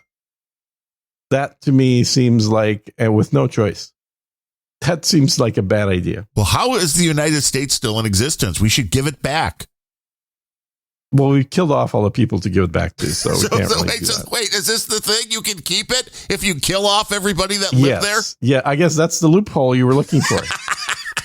The loophole you're looking for Genocide is is the loophole. If you genocide the hell out of somebody, then you get to keep their lands forever until somebody bigger comes along. Oh, there's the show title. Which is Genocide generally- is the loophole. Genocide is the loophole for sure. Wow. Yeah, no, I think that if you look at human history from a perspective of unbiased analysis, what you will see is that there is a continuous stream of conflict that happens nonstop over the world. And the hot areas move around the globe, but there is always conflict. And there should be conflict because we are, just like every other animal on the planet, we are not made to live in harmony.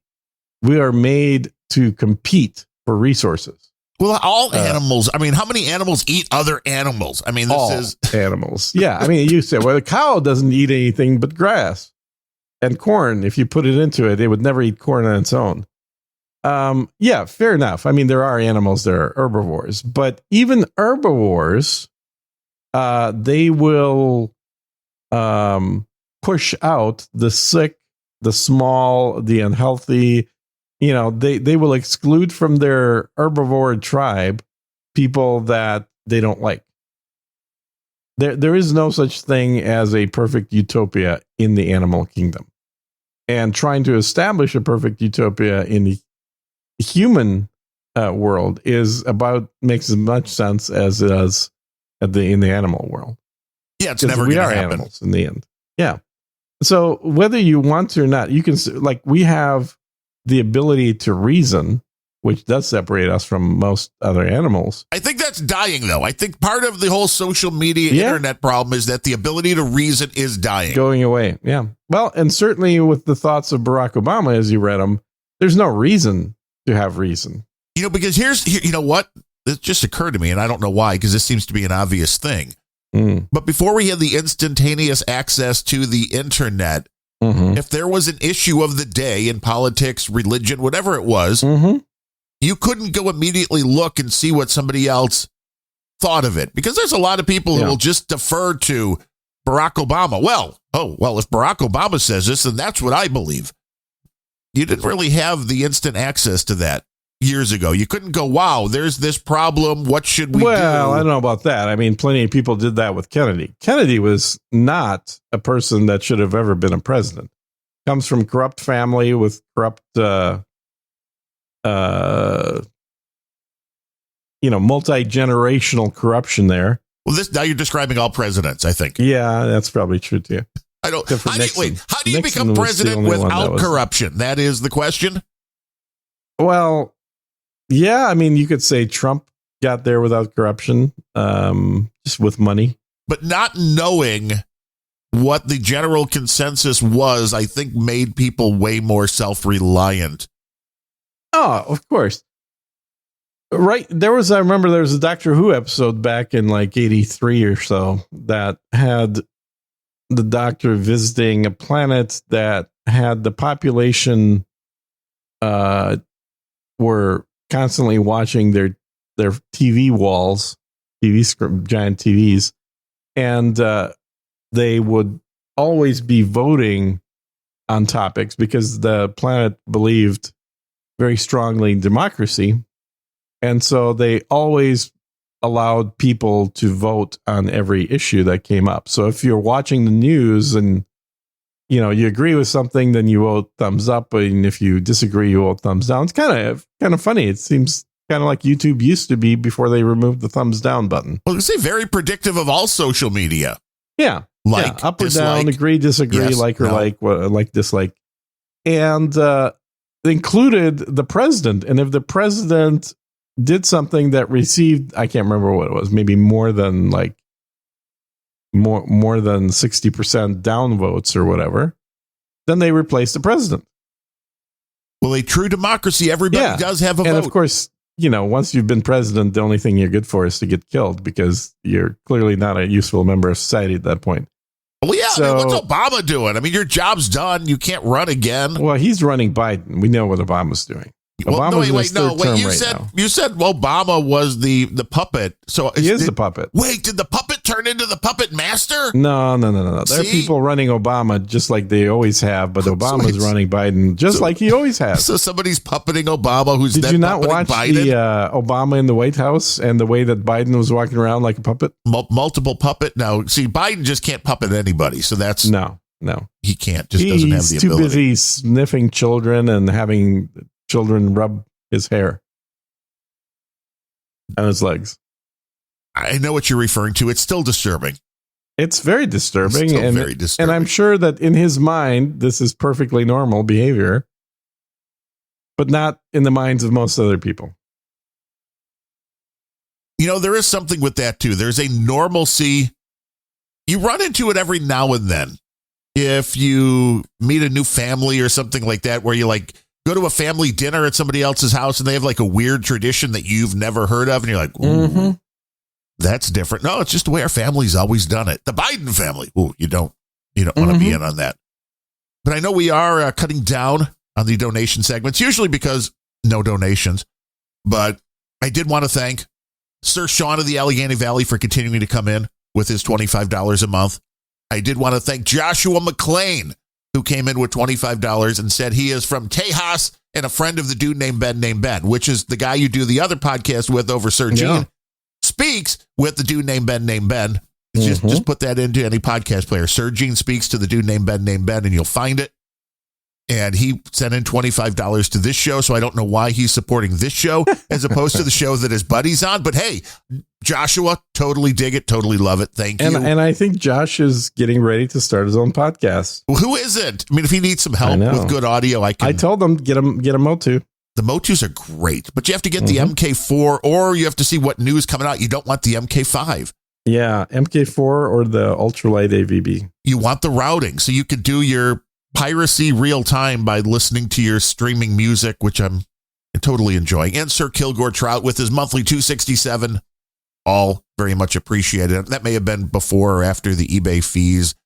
Not eBay. Wow, I had eBay on the brain. Wow, PayPal, eBay. They used to be the same company. They did used to be the same company. It's true. But we they used appreciate to be not that. the same company, and then they were the same company, And now they're not the same company. And their eBay is still taking the fees. The fees. And I don't know how many people remember, but Elon Musk started PayPal. Yeah. He made a little money with that. Made just enough money to start his car company. And now he's making money with that. Now he can build his own spaceships. Now he's one of the only people He's in the looking world at who can buying buy Twitter. Twitter, I know. I'm sitting here every now and then going, wow, there's a microphone or something that I'd really like to buy, but it's kind of expensive. This guy's like, oh, Twitter? Yeah, get me that. My sort of prediction, thought, whatever you want to call it on that, was that he's not really buying Twitter. What he's doing is he's generating the sentiment in the Twitter verse, in the people that are on Twitter that are not ultra libtards. And there's very few of them, fewer and fewer all the time. But what he's doing is he's getting ready to build his own Twitter competitor, but adding an element of, well, I tried to buying Twitter to help get more people moved to it, because it clearly didn't work for Trump. The whole Trump communication thing is not happening. Now, do you think the Trump thing failed because their infrastructure sucked? Is that it? Or was it just a lack of interest? It's probably because of Trump, as I would guess. I don't know. I think there's about 70 million people in the country who are diehard Trumpers who would jump to anything he says. Yeah, that's a newsletter.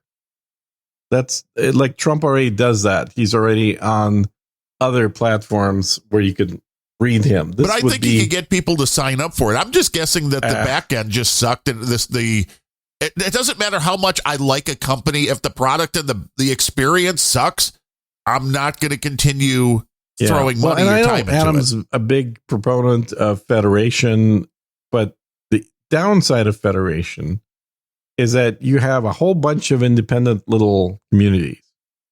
And it is you tribalism. really don't get everything from another community unless you're part of that little community.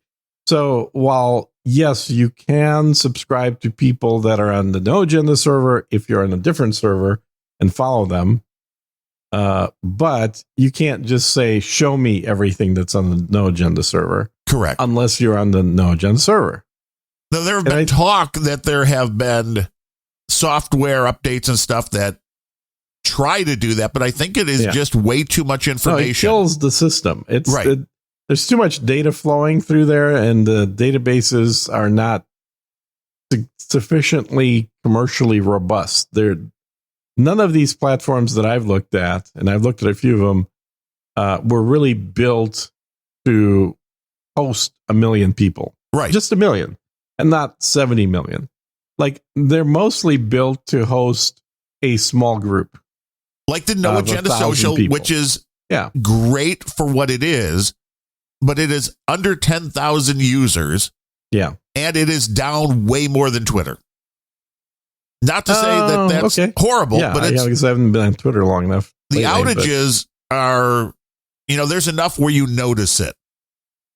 But that's understandable because you know what it is and you accept that for the trade-offs. But most people, was just like last night when I'm like, hey, okay, I want to watch something on Hulu, and it wasn't there. It's like, well, now what? I mean, I have everything that could keep me satisfied for months on end on my own servers. Most people don't. So when I go to Hulu and it's not there, it's like, okay, I'll just go watch this. But for most people, if you go to Hulu for your nightly TV watching and Hulu's down, you're like, now what do I do? There's like no alternative. Well, you can watch Netflix or Amazon or HBO or Showtime if you have Apple those. TV, or they're all available. And that's it. If you have them. They're all available. Are they? Yeah. If you have them. What do you mean? Who doesn't have access to those? Everybody's got access to them. No, I do. The only one I pay for is Hulu. Where are you living? In North Korea, where they block that shit? The only one I have is Hulu, and I actually kind of hate that. That's a choice you make. Now that Hulu's has nothing a to Disney do with their available. Availability means the ability to make a choice. If you choose not to get HBO, that's on you. That's not on availability. Don't want HBO. No, but then you can't say it's not available. You made a choice to But you not don't want have it. HBO. But people are like, what do I do now, man? It's gone. It's not gone if Gone. you sign up for it. It's gone, Gene. It's gone. Oh, my God. I went to Hulu and there was no Hulu. The world is ending. I think I actually still have an account on there. I can't remember. I This never is the watched problem. anything on Hulu. The only thing I've ever watched on Hulu was South Park. And then they took it off. I was pissed. And then they took it off. It was But one of the luckily few things. HBO got it, so now I watch it on HBO. Oh, well, that's good. Crisis averted. I know, right? Genocide is the loophole. Crisis averted. Genocide is a loophole. I think that's a definite show title right there. Yeah. Crisis has been averted. If you're not subscribing to the show, I know there were some people that were confused. They thought we were on hiatus because they were still on the old RSS feed, even though I kept saying, go to the new RSS feed. Mhm. Some people will never change the RSS feed. Go into your podcast app and type in Unrelenting and make sure your RSS feed is for Unrelenting, not for the old show. Yeah. Unrelenting.show is the place you want to be. All the information you need is there. We do these shows regularly now on Fridays until that changes. But for now, Fridays, 9 a.m. Central Time. Until it changes. So far, it's been working on Fridays. So that way you get the early morning Gene voice. You feel the buttery. I do think it's a better voice in the mornings. It's the better Gene voice. Yeah. And I don't know. I don't think there's a way for me to maintain it throughout the whole day.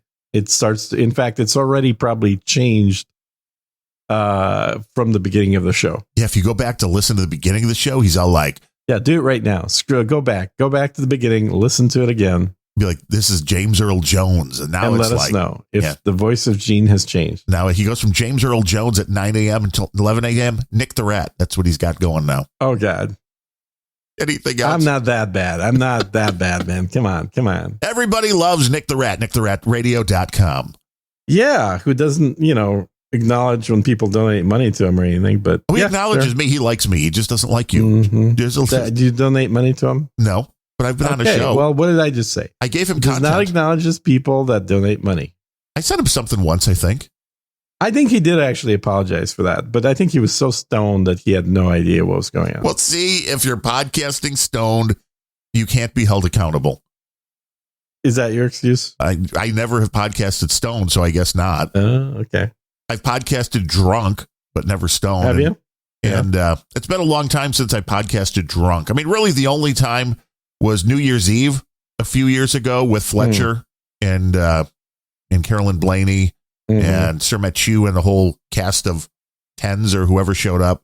Going back before that, when I did a show years and years ago, a tech show with my buddy Jeff, when we got to show number 21, we thought it would be funny to do shots. Oh. And that was the last time I remember just being like really drunk. Yeah, this is actually one of the few podcasts I don't do drunk. Well, I shouldn't say drunk. I've never really done one drunk, but while sipping on a little cognac. 2 different podcasts that I did, including the first one that I started doing back in the 2000s, shortly after Adam created the medium. Yes, Adam Curry created part of our podcasting. deal was all the hosts started off the show by telling the audience what they were drinking. So, well, that goes back to the Dignation and Kevin Rose and Alex Albrecht. Absolutely. Those guys mostly drink beer, though. We didn't. You drank the good stuff. We drank a lot of good stuff. Yes. Yeah, I was always more into the whiskey than beer, which does not bode well if you're drinking a lot. It depends where you're at and what kind of company. True. That is true. We should do a late night show. I've drunk plenty of expensive whiskey over the years, and the company makes a big difference. Yeah. In fact, I would say there's no point in drinking expensive whiskey without the right company.